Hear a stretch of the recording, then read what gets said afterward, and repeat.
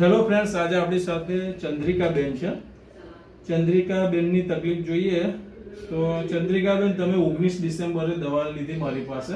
એ વખત શું શું તકલીફ હતી તમને? તાવ, ઠંડી, માથું, પછી ખાંસી, બીજું કેટલા દિવસથી બીમાર હતા? અચ્છા, અને કેટલો ફરક કેટલા દિવસમાં દવાથી ચાલુ થયો તમને?